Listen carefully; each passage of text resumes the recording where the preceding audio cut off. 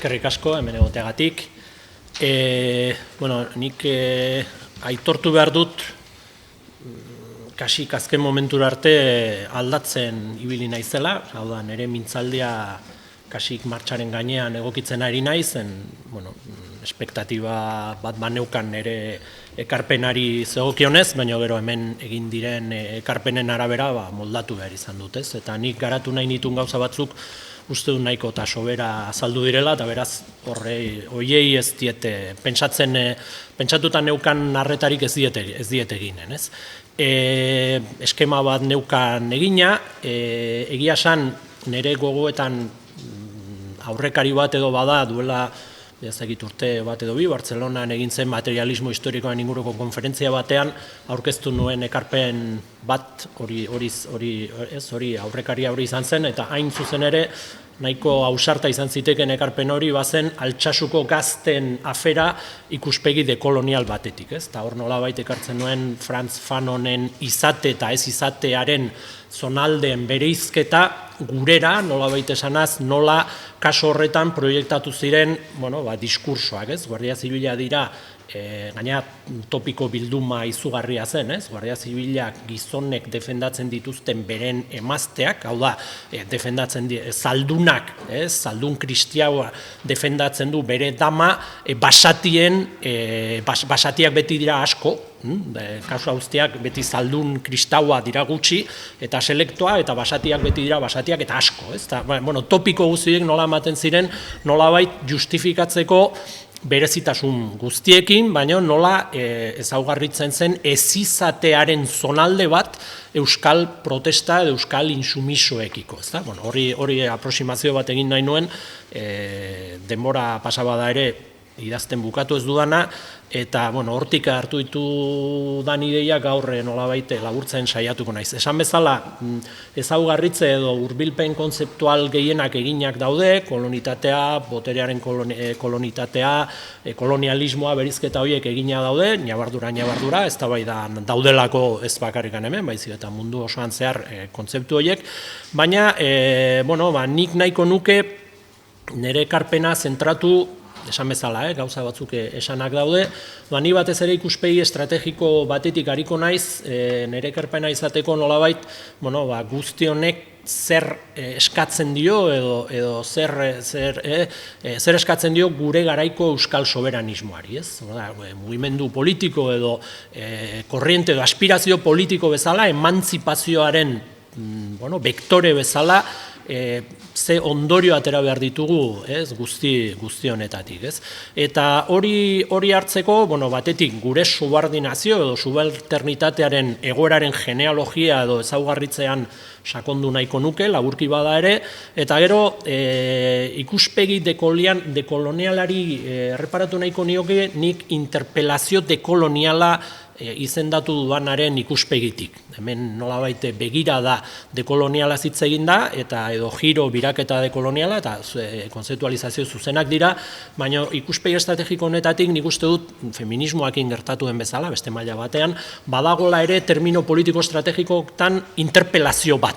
Soberanismoa interpelatuta dago, badagolako eskaera bat, eta gaina batzutan oso zuzena da. Nik gogoan daukat katalanez kolektiboki argitaratuen liburu baten aurkezpena, Mallorcan egin zen, eta han feminismotik egiten zen ekarpen bat, eztabaida bat egon zen, ekitaldi hartan, eta nire mintzaldi izan zen, nolabait normala dela, soberanismoak esaten du, begira, herriak subordinatzen dira, jerarkizatzen dira, eta batzu jartzen dira besteen gainean, eta normala da beste mugimenduetatik edo beste ikuspegietatik esatea, kontxo, zuek herrien arteko subordinazioa ikusten duzue, emakumeen subordinazioa ikusten duzue, edo arrazen arteko, botere, interpelazio horiek oso importantea dira, nire ustetan termino politiko estrategikotan emantzipazioaren ikuspegitik. Horiek dira nire ikuspegi nagusiak, eta horretarako nire mintzaldea antolatu dut 3 ataletan. Lehenbizikoan interpelazio dekolonial honetaz hariko naiz, bigarrenean saiatuko naiz pixka bat hemen jada aurreratu den, edo nahikoa landu den gai baten inguruan hitz egiten, eta da boterearen patroi koloniala eta Europako, gure kasuan, Europako herri menderatuak edo estaturik gabeko herriak, ezta? Eta hirugarrenez, soberanismo askatzailea eta ikuspegi dekolonialaren inguruko uztarketaz. Horren arteko uztarketaz, nolabait, ondorio politiko estrategiko batzuen inguruko hurbilpena egiteko. Lehenbizikoan hasteko, denbora gehiago galdu gabe, interpelazio dekoloniala deitzen dudanaz. Bi kontzeptua dira batera, interpelazio eta dekoloniala. Dekolonitatea zer den ikustu nahiko argi gelditu dela, baina gero horretaz ere edo horretara itzul gaitezke, nahi bauzue.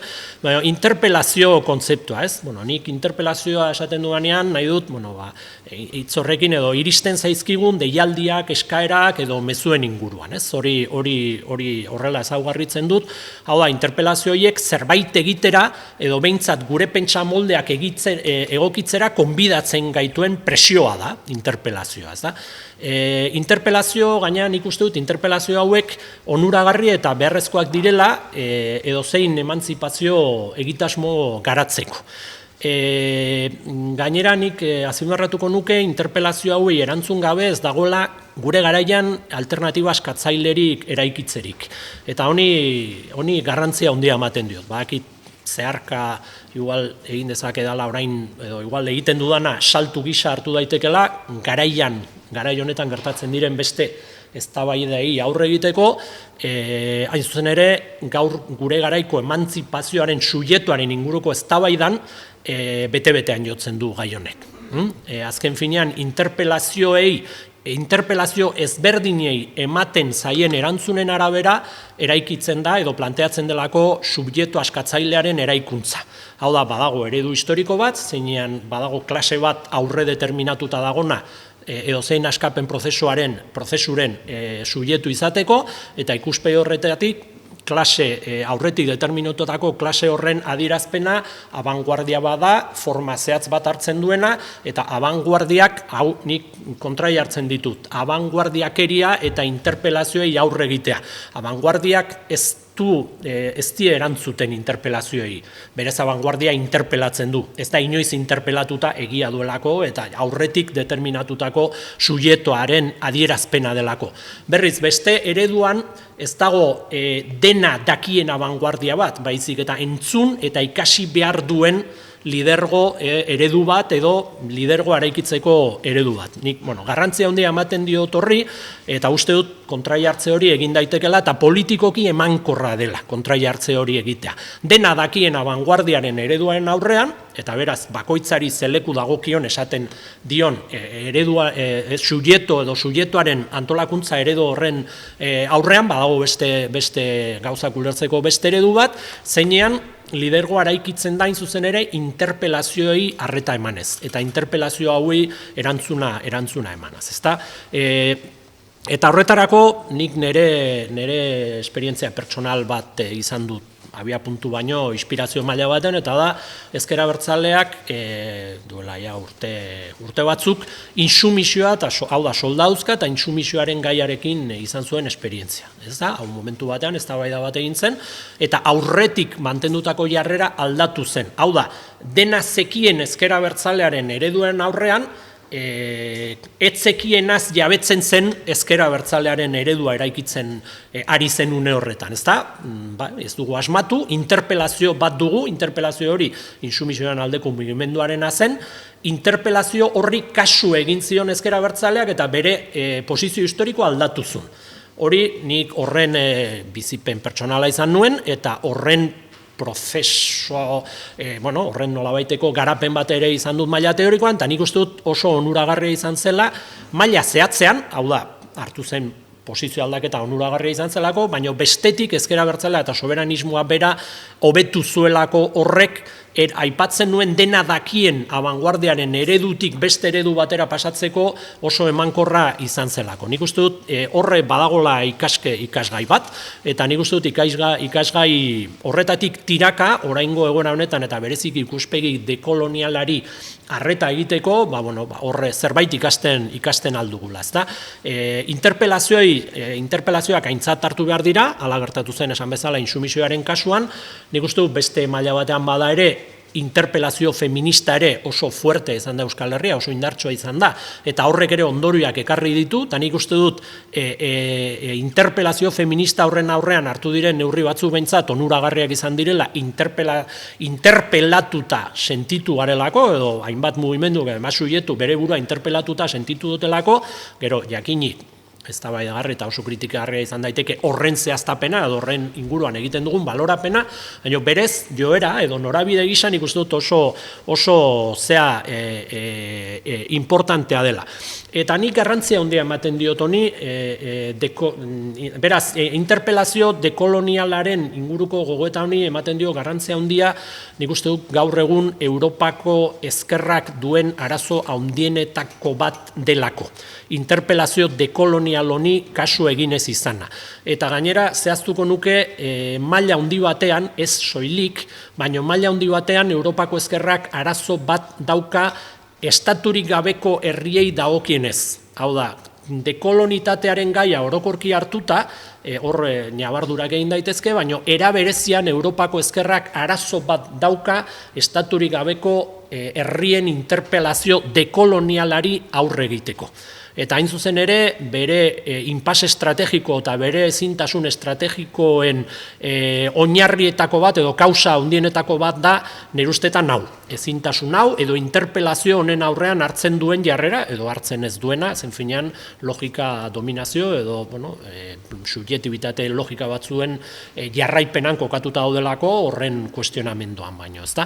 Orduan, nik uste dut argi dagola, ikuspegi estrategiko batetek euskal soberanismoak ezin duela interpelazio dekolonial honen aurrean mutuarena edo zorrarena egin, eta nik uste dut beraz euskal interpelazio eraldatzaile, askatzaile hauei erantzun behar zaiela, ezta? Interpelazio konzeptui dagokienez, beraz, politikoki dena dakien eredua baztertu eta entzuten eta ikasten dakien subjektua eta bere antolakuntza ereduaren formuletara joan beharra dago, hori da nire ondorioetako bat, ezta, eta zentzu horretan interpelazio ezberdine erantzun behar zaiela esaten nuen, eta kasu honetan interpelazio dekoloniala, ez? Bueno, zer da interpelazio dekoloniala? Hemen orain arte aipatu dena, ez dute errepikatuko, hau da, boterearen kolonitateari garrantzia ematen diona, eta ezken finean argi uzten diguna ez garela mundu postkolonial edo kolonialismorik gabeko mundu batean bizi, baizik eta hain zuzen ere kolonitatearen inguruan antolatutako mundu batean. Hori, ala gaude, eta orduan kolonitateak zeharkatzen ditu gure munduko botere harreman eta logika guztiak. Hori da oroar ulertu beharra. Eta horrek ondorioak ditu. Hau da, edozein tokitan proposatzen den egitasmo askatzaile orok derrigorrez erantzun behar dio interpelazio honi, derrigorrez interpelazio feministari erantzun behar dio moduan. Ezin duzu egoera horren aurrean aitzakiari bilatu edo ez interpelazio hori hor dago eta politikoki oso importantea da, ezta? Eta lehen esan bezala, nabarmena da, Europako ezkerran ez zaiola eman erantzun bat interpelazio honi, eta eman zaio beti ere kolonitatearen edo kolonialismoaren ulerpen mugatu batean. Hau da, Europa versus mundua. Orduan, ez dago barne kolonialismorik, baizik eta beste kontinentetan, hau da, Europa ulertzen da kolonialismoen aurrean, baina beti ulertzen da duplizitate horretan, ez? Alde batetik koloniak daude Europatik kanpo, beraz, barnean ez dago koloniarik, ez dago afera kolonialik edo antzekorik Europan, hori da zea bat, eta bigarrenez, eta hau etengabean errepikatzen da, hori pentsalari batzuek ongi adirazi dute, ezta? Bai, Europa kolonialista izan da, baino onura ekarri dio munduari. Hau da, baino munduko lorpen eta pentsamendu aurreratuena, eta Europako ezkerraren, edo ezker nagusiaren logikan hori oso errotuta dago. Bi puntu horiek oso errotuta daude.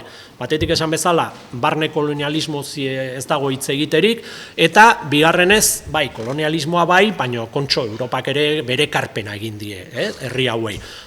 Logika hori kolokan jartzen ez den bitartean, azken finean, naiz eta formalki etorkinen inguruan edo arrazakeriako kasu nabarmenen inguruan kontrako jarrera egon, nabarmena denez, badago, hau da, orain estatu batuetan gertatzen ari denaren aurrean, Europako ezkerrak formalki kontrako protesta, jarrera eta hartzen du, sakonean, bi elementu horiek aintzat eta kolokan jartzen ez diren bitartean, Europako ezkerrak ez dio erantzun, behar bezala, interpelazio dekolonial honi, ez?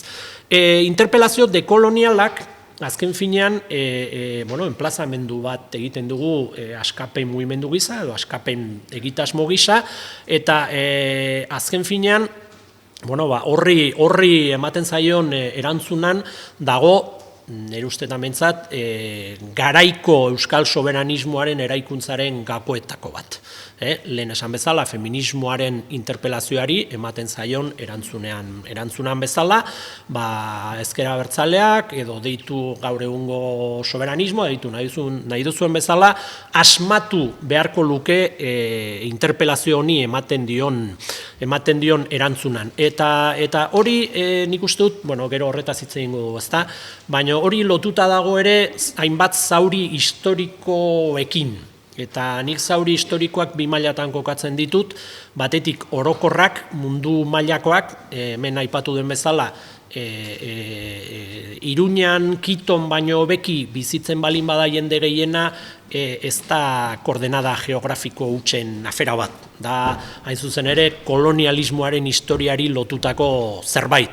Hau da, hemen bizi eta hemen egoteko baldintzak beste toki askotan baino hobeak baldin badira, bada kolonitatearen, efektopean bizi garelako, eta hori hala egin behar da. Orduan, zauri kolonial hoietan guk badugu zer esan eta zer egin, eta gero, barne kolonialismoak eta barne hierarkia handiak ere egin dira ez bakarrikan Europako herrien artean, baizik eta menperatutako herrien artean ere, ez? Eta hor ez dugu gehiagi garatuko, zen gai gehiagi tratatzea da denataz hitz egin eta ezertaz ez hitz egiteko modu zuzenena, baina Jon Maiaren abuela Maria Luisa egiten duen diskurso edo narratiba horrek ere kartzen dugu gora beste afera bat, beste zauri bat, kolonitatearekin lotuta dagoena, eta da azken hamarkadetan Euskal Herrira etorri ziren, azken hamarkadetan duela hainbat hamarkada Euskal Herrira etorri ziren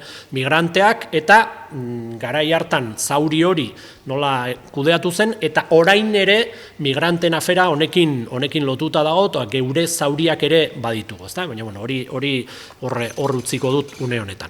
Eta bigarrenez, hau zen interpelazio dekolonialaren garrantzia azpimarratuta, nolabait estaturik gabeko herriak eta dekolonitatea, ezta? Hau da gogoetaren funtsa, ezta? Nire kezkaren afera nagusia, hor salto badago, teoria dekolonialak normalean munduaren ikuspegi bat garatzen dute, badaude teoria dekoloniala, teoria postkoloniala, horien artean badaude ere kokapen kultural eta geografiko ezberdinak, mundu anglofonoan kokatzen dira batzu batez ere Imperio Britaniarren menpeko herrietan eta kultura horrekin lotutakoak, gero badaude beste batzuk gehiago lotuak bai Portugal eta bai Espainiar imperioekin, eta horiek ere badituzte beste zea batzuk, eta bakoitzak ere temporalitatearen konzeptualizazio ikuspegi ezberdinak dituzte, ezta? Besteak beste, Grossfogel eta beste egile askok izugarrizko Duselek ere, bereziki, izugarrizko garrantzia ematen diote Amerikaren deskubrimendu ofizialaren eta narratiba horren data fundazionalari, ez? 1982ari, ezta? Data horri izugarrizko garrantzia ematen diote, eta zentzu horretan teoria dekolonial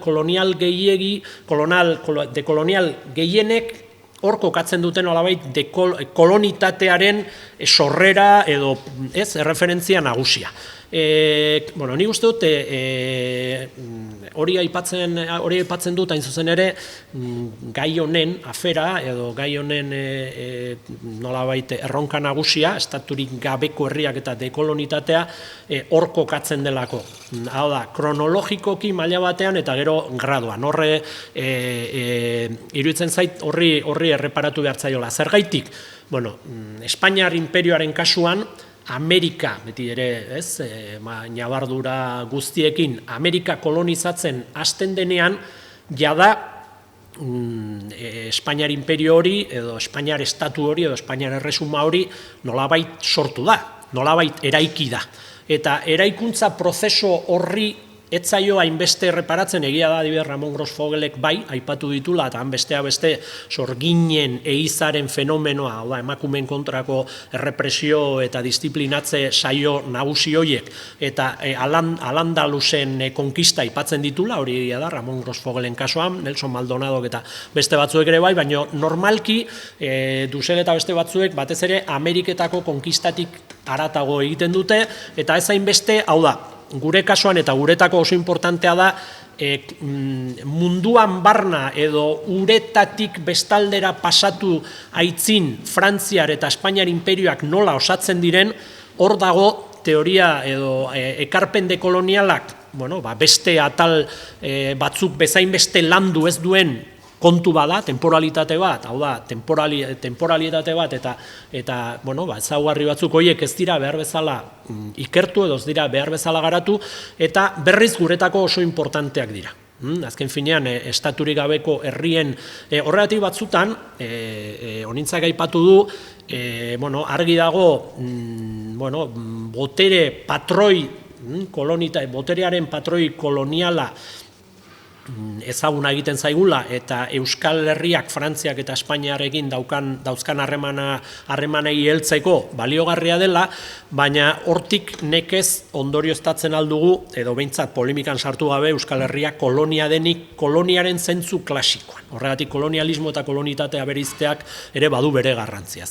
Eta hor eztabaidagarria da ere kolonia terminologiak laguntzen ala gauza komplikatzen ote ditu. Baina hori lotuta dago hain zuzen ere kolonitatearen ikuspegi horrekin. Nik horregatik pensatzen dut, azken finean, aintzat hartu behar ditugula beste elementu batzuk. Eta zentzu horretan, nik uste dut guk bi berezitasun ditugula, batez ere Euskal Herriaren kasuan, baina ez soilik, baina Euskal Herriaren kasuan bi berezitasun ditugula eta horiei nolabait euskal teoria, euskal pentsamendu dekolonialak bi berezitasun horiei egin behar diela aurre. Alde batetik, bat eta bi esango du, baina ez dut argi zein jarri bestea baino lehenago. Alde batetik kalitate afera bat da, eta nik uste dut horre hemen egon daitekela ikuspegi dekolonial baten aulezia puntu bat ongi garatzen ez bada. Eta da kalitate maila. Frantziar eta Espainiar imperioak ez dute Euskal Herria tratatu herri ketxuak bezala, esate baterako. Beste munduko hainbat tokitan egin duten suntsipena, beti suntsipen mailak jerarkizatzea gauza delikatua da, oso arriskutsua, nik uste dut kaso batzutan, segunetan ze motatako konparazioak edo aldaraketak egiten diren, teoria bat ahulduta geldi daitek. Orduan, nik uste dut hor badagola elementu bat aintzat artekoa, nabarmena da, eta itzultzen bagara fan honen izate eta ez izatearen zonalden teorizaziora, argi dago Euskal Herria ez dutela, imperio hauek ez dutela inoiz tratatu beste zonalde batzuk tratatu dituzten moduan. Espainiar imperioak ere Euskal Herria ez du inoiz tratatu, Al-Andalus tratatu zuen moduan. Horrek ez du esan nahi, trataera hori ez denik koloniala edo ez denik kolonitatearen terminotan ulertu behar, baina bai kalitate ikuspegi honi erreparatu behar zaiola. Zergaitik, dena maila berean jartzen baldin badugu, eta dena berdin aztertzen baldin badugu, egia esan ikuspegi kritiko hori ahultzen ari gara indartu beharrean. Ez da, orduan, ñabardura honi erreparatu behar zaio. Eta gero dago, ñabardura kronologikoa. Eta ñabardura kronologikoan, honek ere badu berezitasuna, eta da, azken finean, normalean, subordinazio prozesuak gertatzen direla imperio hoien nazioarteko edo mundu mailako despliege edo edapenaren aurretik. Normalki, eta honen inguruan ere ñabardura bat egin behar da. Hau da, imperio hoien osaketan gertatzen dira subalternizazio prozesu horiek. Hau da, Euskal Herria, gaur Euskal Herria deitzen dugun hori, Espainiar eta Frantzian imperioen menpe erortzen da, imperio horiek munduan barna zabaldu baino lehen. Orduan, kronologikoki badago berezitasun bat. Berezitasun, baina hor ere bi ñabardura egin behar dira. Gai hau aipatzeko. Batetik, gertatzen da lehenago, baina ondotik ere bai. Ondotik ere bai. Hau da, lehen aipatu da gaina Algeriako kasuak. Horre Robert Lafontek oksitanoak garatzen zuen, ideia hori adibidez, eta nabarmena, hau da, frantziarrak, frantziar hiritarrak, ez? Algeria kolonizatzen ari ziren une berean, oksitanoak baziren, Oksitanian Frantziar estatua eta Frantzial kultura kolonizatzen ari zen Oksitania. Une berean, orduan, kronologikoki egia da, hau da, badago imperioen eraikuntza prozesu bat, zeinean herri batzuk subalterno bilakatzen baitira, eta gero, etortzen da, garapen imperiala, baina garapen imperial horretan ere ematen da barne subalternizazio bat patroi kolonialaz lotuta dagoena. Eta bigarren berezitasuna kasu honetan, da zuzen ere duplizidade hori. Hau da, harreman botere kolonialaren ardatzaren ikuspegitik egon zaitezke une berean bi puntu ezberdinetan. Kolonizatua zara, baina kolonizatzailea ere bai. Orduan, Europako estaturik gabeko herrien kasuan, nabarmena da, eta baino begiratzen bat, lehen naita aipatzen nuen Al-Andalus eta aipadezagun oraingo Andaluzia, ezta? Begiratzen badugu, nabarmena da, estatu bat, Espainiar imperioa, baino Espainiar imperioan ere Euskal Herria, Hego Euskal Herria eta Andaluzia ere bazeuden, baino ez zeuden posizio berean, eta mende batzuk pasata ez gaude posizio berean ere, eta maila batean harreman koloniala edo kolonitatetik hartzen aldiren harreman batzuk ere egin dira eta oraindik ere gure jendartean daude jatorriaren arabera. Orduan, konplexutasun honi erreparatu behar zaio derrigorrez. Orduan, nik esango nuke beharrezkoa dela, ondorio gisa, estaturik gabeko herrien aldetik ikuspegi dekolonial berezi bat garatzea. Oroar, korriente orokorrean giro orokor horretan uztartzen dena, ongi inguratuta dagoena, baina aipatu berezitasun hauei erreparatzen diena. Eta simplifikazio batzuk oso arriskutsuak izan daiteke horretan. Batez ere, koloniaren konzeptu esplikazio gehiegirik gabekoa. Hau da, zergaitik? Argitu beharrean konfusioa indartzen delakoz.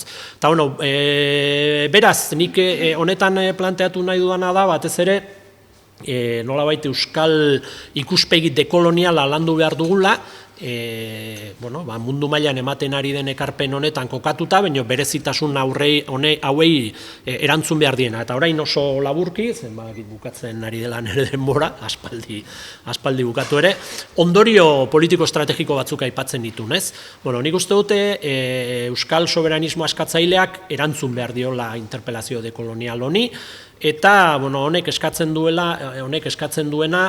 estatu-nazio eredu liberal moderno koloniala gainditzea eta beste eredu bat izatea. Hau da, ezin dugu erreproduzitu salatzen dugun eredu hori nabarmena da, horrek ondorioak ditu barne anistasunaren kudeaketan, horrek ondorioak ditu lehen aipatzen ditun barne zauri hoien kudeaketan, harreman hauek utzi dituztelako erabat bizirik dauden zauriak eta orain ere nabarmena direlako horren ondorioak, ezta, eta azken finean burujabetze egitasmoak eurozentrismoarekiko haustura bat egin behar du, derrigorrez.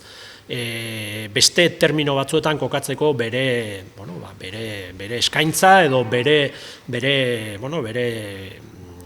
egitasmoa, ezta?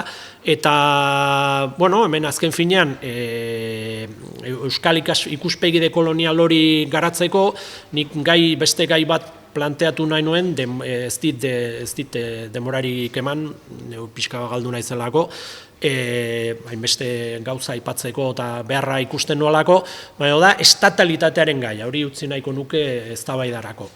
Nik uste dut batzutan ez, planteatu da, jerarkizazio bat, zeinaren arabera, herri subalternoek kultura dute gehienez, batzutan ez da kultura ere, baina zerbait izatekotan kultura izan dezakete, baina ez estatalizazio prozesurik, ez estaturik. Hori zen basatiek ez dute estaturik. Modernitatearen ikuspegia, estatua da beste gauza bat, espiritu absolutuaren materializazioa, eta hori historia duten herrien kontua da. Herri basatiek ez dute historiarik eta beraz ez dute estaturik. Eta nire provokaziorako guzten dut behar bada, hau, galdetzen dio nire buruari eskema hori ez ote dugun geukere irentsi. Eta ez ote dugun batzutan bilakatzen geure aldarrikapenaren oinarri. Hau da, behaiek estatua, guk herria. Eta kasik planteatuta estatu izatea gauza kaltegarri bezala, estatufobia baten ikuspegitik. Eta nik batzu esaten nien lehen erdi txantxetan, posiblea da esate baterako, eta ala uzten dut, eta isilduko naiz, euskal foralitatearen ikuspegi dekolonial bat. Osea, posiblea da, adibidez, foralitatea bestela ikustea, eta, beste batzuek Jelinek eta beste batzuek garatu duten adibidez, estatu zatiak edo estatu ondarren ikuspegitik, nola ulertu beharko genuke gure iragana, egia da, iraganaren mitifikazioen arriskua hor dagola, eta badaude, ni horretaz aritu naiz, eta oso arriskutsua dira, adibidez, Nafarroako estatuaren mitifikazio batzuk, edo orain Orreagako gatazka aipatzen denean, badirudi Karlomagnoari aurre egin zion herria zela, ez dakit, kasi boltxebike, feminista, oraingo ikuspegi guztien araberako paradisu bat, gauzak konplexoagoak dira, baina egia da kolonitatearen ikuspegitik beti dagoela prozesu bat, eta da zapaldutakoa nolabait basati gisa kokatzea eta berak ere bere burua horrela ikustea. Orduan batzutan kokatzen da, eta horre Fanonen eskema horretara itzultzen gara, izate eta ez izatearen zonaldetara, eta hor daude biziraupena, ez izatearen zonaldearen espektatiba handiena da biziraupena, hau da, ez hiltzea. Berriz, izatearen zonaldearen espektatiba da bizitza duina, ezta? Hori ez ote den herriekin gertatzen. Orduan, batzutan ez ote den zerumuga bezala, herri subalterno batek tentaldi hori izan dezake, edo arrisku hori izan dezake, ez? Bere aspirazio bakarra izaten da bizia orautea. Hau da, multikulturaltasun neoliberal horretan, kultura hiltzen edo hilez den kultura bat izatea, eta berriz bizitzaren eredua estatu baten eraikuntza. Hau da, behar bada estatu batek toleratzen aldizu zure hizkuntza ez desagertzea. Baina zure hizkuntza estatu baten funtsa bilakatzea hori beste gauza bada. Hori ja ez da biziraupena, hori da bizitza. Hori da ez izatearen zonaldetik, izatearen zonaldera pasatzea beraiek hori nahi ez dutenean. Barkatu luzapena eta eskerrik asko.